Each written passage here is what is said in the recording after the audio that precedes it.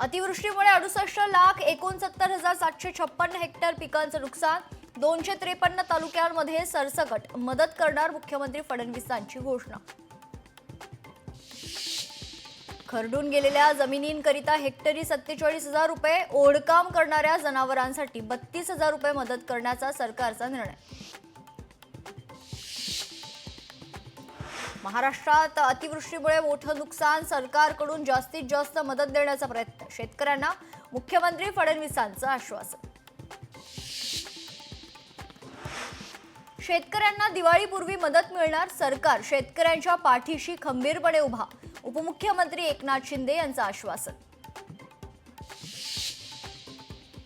मंत्रिमंडळ बैठकीत महत्त्वाचे निर्णय, तुकडाबंदी अनियमितता सुधारणा करण्यास मंजुरी, तर SRA मध्ये क्लस्टर योजना राबवण्यासाठीही मंजुरी.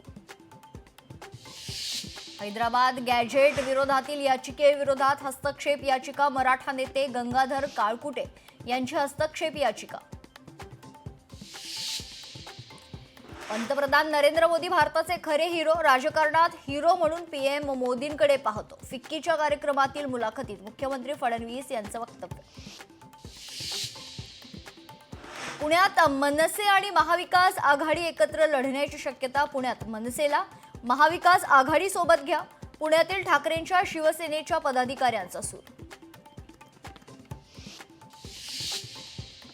प्रबोधन का ठाकरेंचं पुस्तक भेट दिल्यानं मोठा वाद, मुंबई पालिकेच्या कस्तुरबा रुग्णालयातील प्रकार, भेट देणाऱ्या कर्मचाऱ्यावर सहकाऱ्यांनी फेकली पुस्तकं, प्रकरणी पोलिसात तक्रार दाखल.